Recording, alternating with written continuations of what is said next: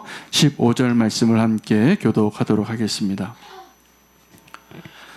그들이 암비볼리와 아볼로니아로 다녀가 데살로니가에 이르니 거기 유대인의 회당이 있는지라.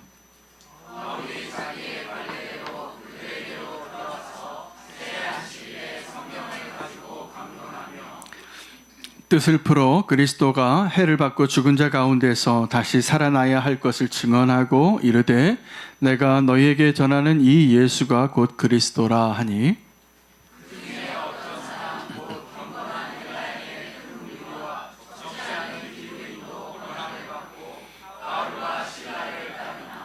그러나 유대인들은 시기하여 저자의 어떤 불량한 사람들을 데리고 때를 지어 성을 소동하게 하여 야손의 집에 침입하여 그들을 백성에게 끌어내려고 찾았으나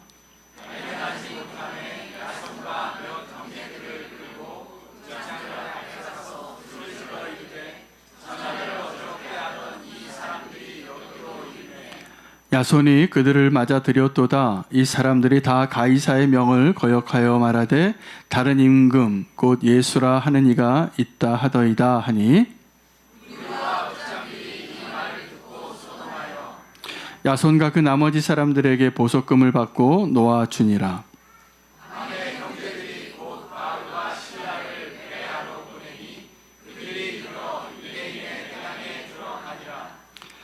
베레아에 있는 사람들은 데살로니가에 있는 사람들보다 더 너그러워서 간절한 마음으로 말씀을 받고 이것이 그러한가 하여 날마다 성경을 상고하므로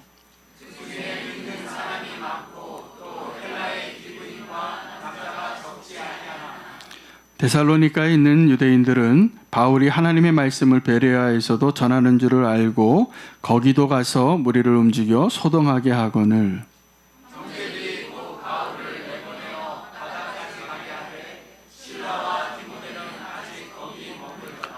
함께 읽겠습니다. 바울을 인도하는 사람들이 그를 데리고 아덴까지 이르러 그에게서 실라와 디모데를 자기에게로 속히 오게 하라는 명령을 받고 떠나니라. 아멘. 하나님의 말씀입니다. 오늘 본문은 바울이 두 도시에서 사역하고 있는 내용을 기록한 역사의 사실입니다.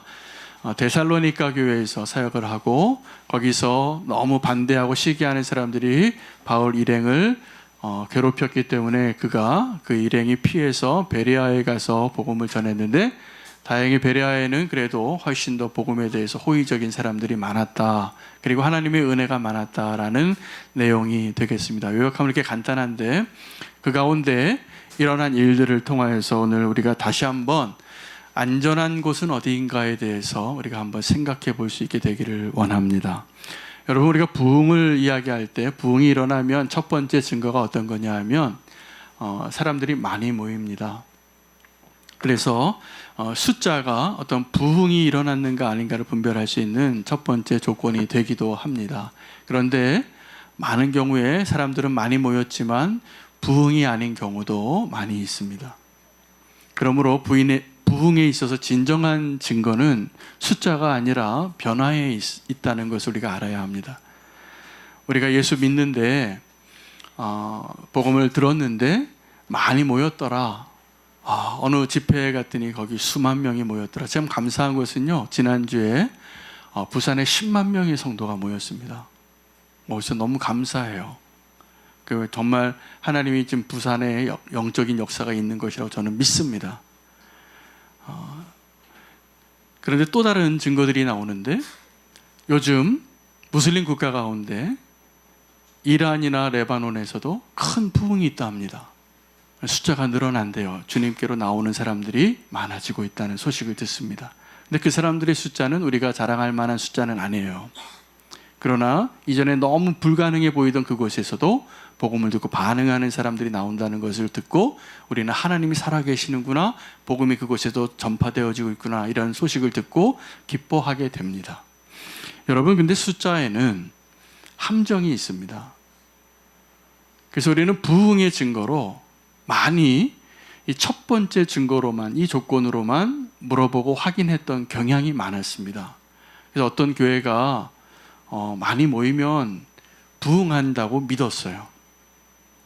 그리고 그분이 목회를 잘한다고 생각했고, 목사님들이 모여서 그래서 궁금한 게 늘 그거예요. 목사님네 교회는 지금 몇 명이 모이냐고. 제가요, 어느 날 제가 이 질문에서 자유케 되었습니다. 몇 명이 모이는가가 나의 목표도 아니고 우리 교회의 목표도 아닙니다. 여러분 꼭 그러시기를 부탁드리겠습니다. 우리에게 있어서 부흥의 증거가 있다면 숫자가 많이 모이는 것은 부수적인 것이어야 합니다. 그런데 숫자가 우리의 목표가 되고 부흥의 증거가 되는 유일한 조건이 되면 우리는 여전히 성숙하지 않고 여전히 그리스도의 향기가 나지 않음에도 불구하고 많이 모이고 규모가 커지고 건물이 높아지면 부흥의 시기를 산다고 착각합니다. 여러분, 한국 교회에 성도가 많은데 상당히 많은 숫자가 노미널 크리스찬입니다. 썬데이 크리스찬입니다. 교회에 나오기는 나오는데 우리의 삶과 믿음이 여전히 세상의 사람들과 별로 차이가 나지 않고 구원받은 자의 그 믿음으로 살아가는 모습이 부족한 모습으로 살아감에도 불구하고 숫자가 많아요. 그래서 착각해요. 우리가 다 괜찮은 크리스찬인 줄 알고 살아가는 것이죠. 그런데 예수님은 이러한 경우에 뭐라고 분명하게 분별하셨냐 하면, 예수님은 이 땅에서 3년의 공생애를 사실 때 수많은 무리가 예수님을 따라오고 칭송하고 존경하고 바라보고 있을 때 그들의 시선을 믿지 않았습니다. 그들이 막 열정적으로 예수님을 사랑한다고, 난 당신을 정말 따라가고 싶다고, 당신 정말 대단한 분이시라고, 메시아 같다고. 그래도 그 무리가 하는 말에 흔들리지도 않으시고 예수님이 집중한 사람들은 12명이었어요. 12명과 함께 살고 12명과 함께 동고동락하면서 그들이 연약함에도 불구하고 그 연약한 그 12명의 제자들이 3년 동안 예수님과 함께 거하는 것을 통하여 나중에 그들이 어떠한 사도가 될 것인 것을 믿음으로 그들과 함께 하시고 그들을 남겨두고 이 세상에 복음화를 부탁하시는 거예요. 예수님이 승천하실 당시에만 해도 제자가 그리 많지 않았고, 그리 많지 않은 제자들 가운데에도 믿음이 별번치 않아서 의심하는 자들 가운데 대위임령을 부탁합니다. 너에게 이 세상을 땅끝까지 복음하는 일을 맡기겠다고. 내가 너희와 항상 함께 하리니 너희가 꼭 그렇게 될 것이라. 여러분, 우리가 속지 않으셔야 됩니다. 주님이 속지 않으시기 때문입니다. 그래서 우리는 이 부흥의 증거로 숫자에 연연해야 하지 않고 거기에서 자유로워지시기를 부탁드립니다. 진정한 부흥의 증거는 사실은 변화에 있습니다. 특별히 우리의 인격의 변화에 있습니다. 성품의 변화에 있습니다. 여러분, 성품이 변화되어지는 게 쉬워 보이십니까? 제가 보니까 저를 보니까 이게 잘 안 돼요. 제 기질이 잘 안 바뀝니다. 그래서 이게 친척들이 모이면 그 기질이 확인돼요. 누구에게요? 내 자녀들에게, 심지어는 내 손녀에게서도 그게 나타나요. 그 기질이 있는 거죠. 근데 이 기질은 잘 바뀌지 않아요. 근데 하나님이 우리를 그렇게 만드셨어요. 다 다르게 장점과 단점이 있는데 하나님이 역사하시는 건 뭐냐면, 정말 믿을 때, 정말 부흥이 임할 때, 정말 성령이 역사하실 때 우리의 어떤 변화가 일어나냐면 성품의 변화가 일어납니다. 갈라디아서 5장 22절 말씀, 이게 성령의 열매들이에요. 성령의 열매는 사랑과 희락과 화평과 오래 참음과 자비와 양선과 충성과 온유와 절제예요. 이게 다 다양한 성품의 어떤 특징들을 말하고 있지만 사실은 하나를 말하는 거예요. 성령의 사람이 되는 거예요. 그럼 우리가 부흥의 증거는 뭐냐면, 저 사람이 예수님 믿고 바뀌었다. 이 증거를 꼭 우리가 가지고 살아갈 수 있도록 우리가 함께 힘쓰는 우리는 교회가 되어졌으면 좋겠습니다. 이게 복음이 우리에게 전해졌을 때 일어나야 하는 일들입니다. 여러분, 데살로니가에 바울이 복음을 전하여서 사역을 했는데 그 사역이 성공적이었을까요? 실패한 것이었을까요? 성공적이었습니다. 그래서 사람들이 복음을 듣고 반응하는데 헬라인과 유대인의 그 반응이 달랐습니다. 헬라인은 사실은 하나님에 대해서 잘 알지도 못하고 이방인으로서 있고 그 복음을 들을 때 이건 새로운 소식이었는데 그들이 반응합니다. 그리고 주님으로 영접하고 이렇게 기록을 해요. 경건한 헬라인 귀부인들이 큰 무리가 주님께 돌아왔다. 귀족들이 주님께 돌아온 거죠. 그런데 이렇게 헬라인들이 주님께로 돌아오는 모습을 보면서 유대인들은 어떻게 됐을까요? 유대인들은 어떻게 반응하냐면 시기하고 저작거리의 불량배, 폭력배들을 동원합니다. 그리고 사람들을 다 데리고 와서 이 야손의 집에 쳐들어가서 뭐라고, 너희가 이 사람들을 받아들였기 때문에 이 데살로니가 이런 소동이 일어난 것이다. 사실은 자기가 소동을 일으키면서 시기하는 것 때문에. 그리고 이렇게 얘기해요. 이 사람들이 천하를 어지럽게 하는 사람들이라. 제가 오늘 말씀 제목을 안전한 나라라고 정한 이유가 오늘 이 구절 때문이에요. 그들이 보기에 이 바울과 일행이 어떤 사람이라고 보였냐 하면 천하를 어지럽게 하는 사람이래요. 천하를 어지럽게.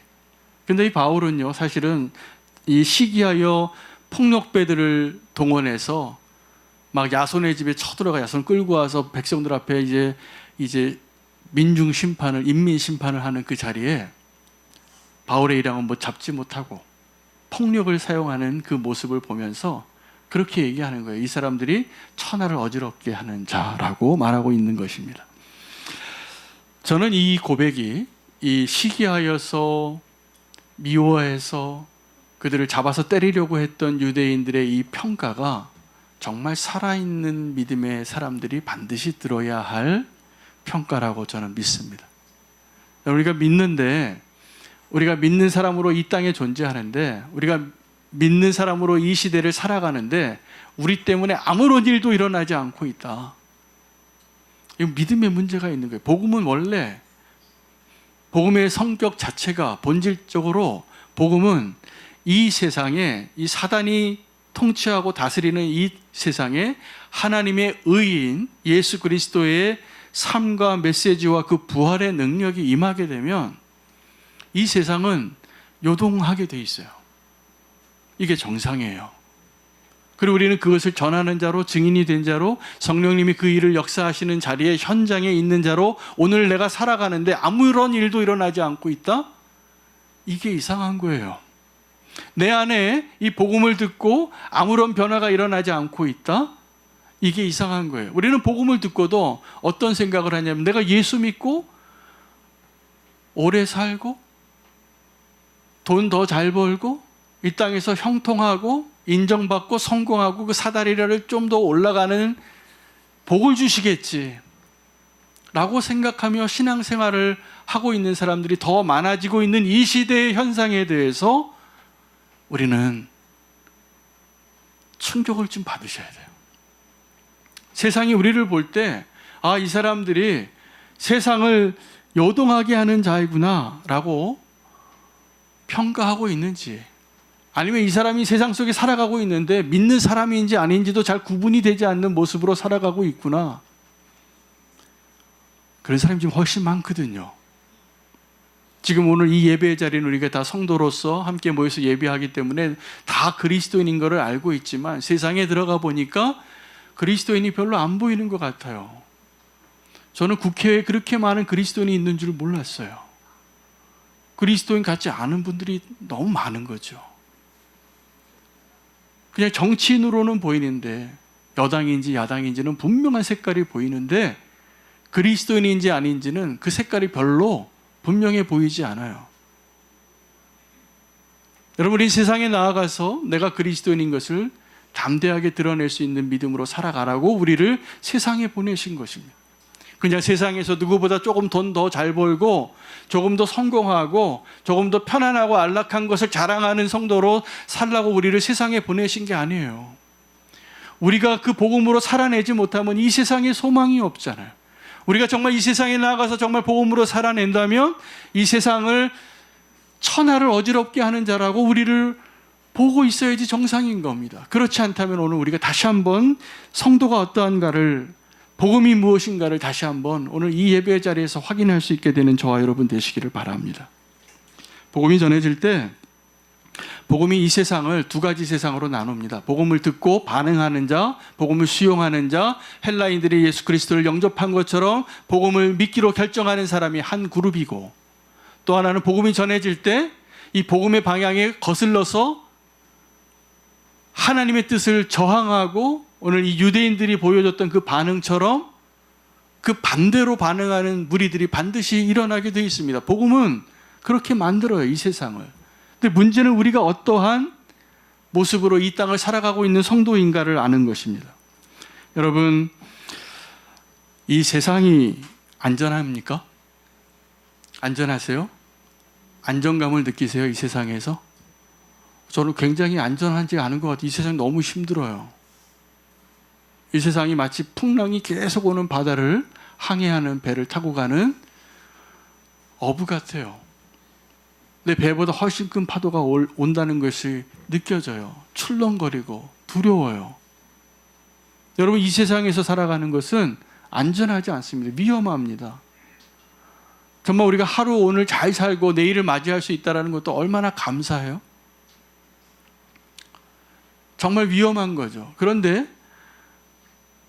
이 질문에 잘 대답을 해보셔야 돼요. 이 위험한 세상에서 믿음으로 사는 건 더 위험합니까? 아니면 더 안전한 겁니까? 이 세상이 안전하지 않은데, 이 안전하지 않은 이 세상에서 살기 위하여 저와 여러분은 이 세상에서 믿음으로 사는 방법을 택하며 살고 있습니까? 아니면 이 세상에서 이 세상 사람보다 더 처세술이 탁월한,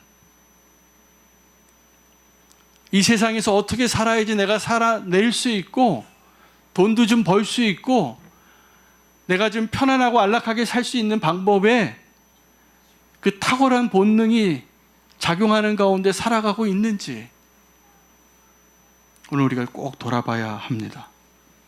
여러분, 이 세상에는 안전하지 않아요. 하나님 우리를 그런 세상에 보내셔서 뭐라고 말씀하셨냐면, 내가 너희를 보내는 것이 이리 가운데 양을 보내는 것과 같다라는 거예요. 여러분, 양이 이리 가운데 들어가면 어떻게 됩니까? 밥이에요, 밥. 근데 예수님은 제자들을 보낼 때마다 의도적으로 이 제자들의 모습을 어떻게 만들어 놓고 보내셨냐 하면 무방비 상태로 만드세요. 내가 의지하는 어떤 준비나 대책을 다 내려놓고 두 벌 옷이나 식량이나 내가 지금 어떤 여행을 가기만 해도 조그만 가방에 많이 넣어 가잖아요. 잠깐 여행하는 건데도 그렇게 옷을 많이 가져가요. 입지도 못하고. 사실은 한 벌만 입고도 그냥 그 기간 다 보낼 수 있어요. 근데 주님은 우리를 세상에 보낼 때 일부러 미천이 금방 떨어지게 하는 거예요. 왜요? 그래야 하나님을 의지하니까. 그래야 우리가 하나님께 기도하니까. 그래야 우리가 하나님께 정말 믿음으로 사는 자의 모습이 될 수 있으니까. 여러분, 성령님께서 우리와 함께 하셔서 부흥의 시대를 살게 할 때 우리는 이 두 가지 증거가 다 나타나게 되어져 있습니다. 부흥의 증거와 고난의 증거가 함께 오는 거예요. 이 둘 중에 하나라도 없으면 우리는 아직 부흥의 때를 살지 못하고 있는 것이 분명한 겁니다. 세상에 살긴 사는데 그냥 세상에 술에 술 탄 것 같고 물에 물 탄 것 같고 비슷해요. 내가 누군지 잘 모르고 있는 것이죠. 그때 우리는 이 세상에 살아가면서 안전에 대한 욕구가 굉장히 강해질 때 믿음으로 살라 그러면 더 불안해하는 겁니다. 제 이야기가 지금 아멘이 안 되시는 분들이 꽤 많은 표정이세요. 이 세상이 위험한데 믿음으로 사는 거는 안전해야 되는데 이 위험한 세상에서 믿음으로 사는 건 더 바보 같은 거예요. 마치 베드로가 물 위를 걷는 것처럼. 여러분, 이 평가가 굉장히 중요하더라고요. 이 바울의 일행을 데살로니가 사람들이 뭐라고 불렀냐 하면, 야, 이 사람들은 천하를 어지럽히는 사람이라는 거예요. 여기서 말하는 천하가 무엇을 말하는, 어디를 말하는 걸까요? 이 세상을 말하는 겁니다. 여러분, 성경에서 말할 때 이 세상은 두 가지의 의미가 있습니다. 하나는 해 아래의 세상을 말하고, 하나는 하나님이 창조하신 모든 세상을 말하는 거예요. 근데 여기서 이 천하, 이 세상을 말할 때 이 데살로니가에 있었던 유대인들, 바울을 핍박하려고 달려들었던 그 사람들이 말한 이 천하는 어떤 세상을 말하는 걸까요? 하나님 창조하신 모든 유니버스를 이야기하는 게 아니에요. 이 세상을 어지럽히는 거예요. 자기들이 살고 있는 자신들이 지금 질서 가운데 그 이 세상의 권세를 따라서 이 세상의 방식으로 살아가는 사람들 가운데 보니까 이 복음을 전하는 사람들이 이 세상을 어지럽게 하고 있다라는 거예요. 저는 이 평가를 받을 수 있는 우리는 교회가 될 수 있으면 좋겠어요. 우리는 교회 성도가 살아있는 곳마다 좀 이 천하를 어지럽게 하는 소동이 좀 일어나야 되는데 성도인 줄도 모르고 살아가는 거예요. 여러분, 성도의 정체성이 있어요. 우리는 이 세상에서 살지만 우리는 이 세상의 국적을 가지고 살아가는 사람이 아니라 이 세상에 살아가지만 하나님 나라의 백성으로 살아가는 자가 반드시 되셔야 돼요. 반드시 되셔야 돼요. 이게 성도의 정체성인 건데, 성도의 정체성을 별로 드러내지 못하고 확인하지 못하고 살아가면서 그렇게 절망하게 되고 이 세상을 그냥 따라가게 되어지는 이유가 뭐냐 하면 하나님의 능력을 몰라서요.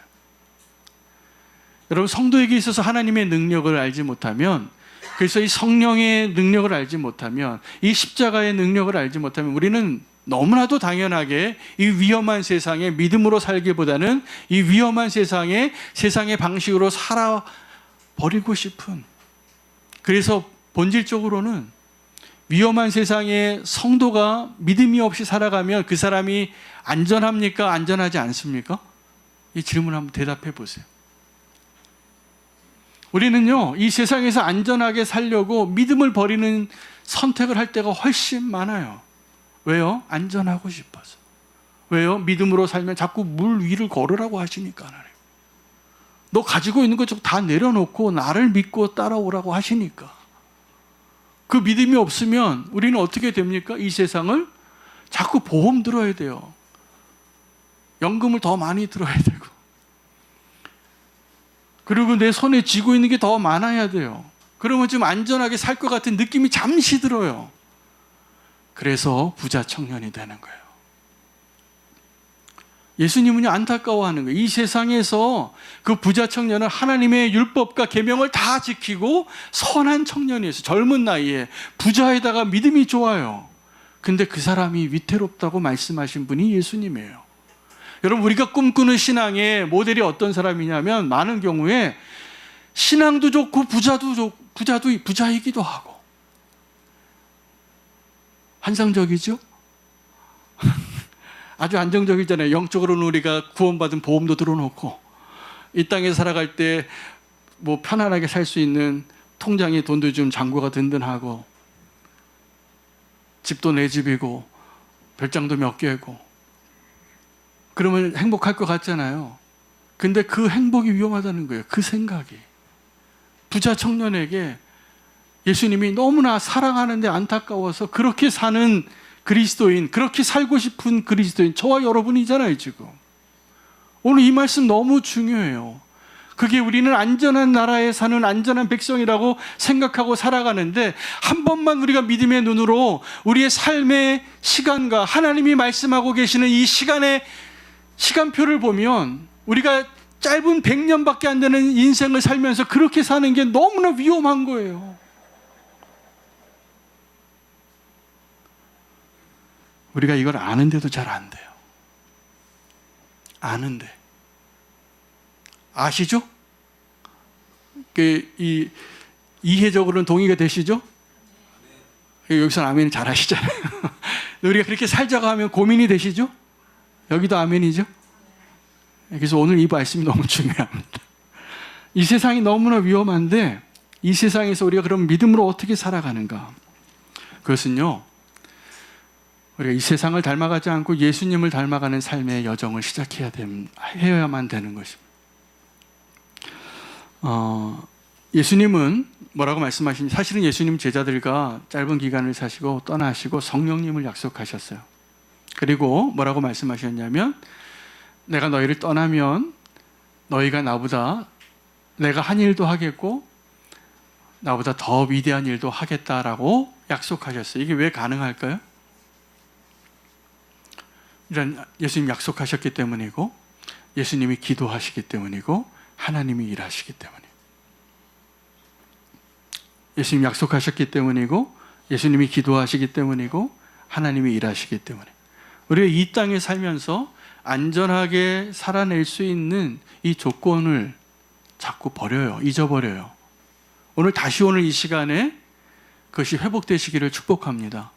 안 그러면 여러분은 지금 다른 사람보다 조금 더 넉넉하게 있고, 다른 사람보다 조금 더 건강하고, 다른 사람보다 조금 더 행복해 보이지만 굉장히 주님 보시기에 안전하지 않은 사람이에요. 위태로운 사람이에요. 여러분, 우리가 위태로울 때마다 하는 게 뭐냐면 분산 투자를 하는 겁니다. 그래서 내가 재산이 100원이 있으면 30원은 A에다가 투자하고 30원은 B에다 투자하고 30원은 C에다 투자하는 게 이 세상에서 이 세상의 방식으로 사는 사람들이 내 미래를 보장하고 내 수익을 보장하기 위한 아주 고전적인 투자 전략이에요. 그러다 보니까 우리 신앙생활도 그렇게 분산 투자를 하느라고 두 주인을 섬기네. 하나님도 섬기고 돈도 섬기고. 그러면 우리가 정말 분산 투자니까 이 땅에 살 때는 힘을 좀 얻어서 좀 잘 살고, 주님이 오시는 그날에 주님 나 아시죠? 나 예수님 믿었던 사람이에요 라고 말하면 주님이 뭐라고 말씀하겠다고 미리 얘기하셨냐면, 나는 너를 모르겠다는 거예요. 그때 우리가 주님 앞에 아는 자가 되셔야 돼요. 그러려면 오늘을 우리가 믿음으로 살아야 돼요. 반드시. 여러분, 이 믿음의 삶을 도전하시기를 축복합니다. 우리의 삶의 모든 영역에서 우리가 먹고 사는 문제는 오늘 이 자리에 저를 포함해서 그 누구도 예외 없이 우리의 고민거리예요. 우리는 안전하지 않은 이 세상에서 어떻게 사는가? 여러분, 제가 보니까요, 목사님들도 고민해요. 은퇴하고 어떻게 살아야 되는가? 너무 오래 살아요. 제가 보니까 오래 살아요. 근데 제가 오늘 아침에도 아내하고 제가 그런 고민을 했어요. 제가 고백을 했어요. 내가 은퇴하고도 내가 연금에 의지하지 않고 믿음으로 살 수 있는 삶을 꼭 살 수 있게 나를 지지해달라고. 지지해달라. 저는 정말 바울처럼 마지막 그날까지 주님이 허락하시는 한도 내에서 끝까지 믿음의 여정을 가고 싶어요. 여러분, 우리가 마지막에 잘 사셔야 될 것 같아요. 장로님, 또 권사님, 저에게는 부모님 같은 분들도 다 계시는데, 여러분, 믿음으로 봤을 때 마지막을 끝까지 믿음으로 사는 게 너무 중요하세요. 위태로워요. 안 그러면 우리가 이 땅에서 그 삶을 살아내지 못하면. 꼭 형편은 다 다르지만 믿음으로 살 수 있는 자 되시기를 바랍니다.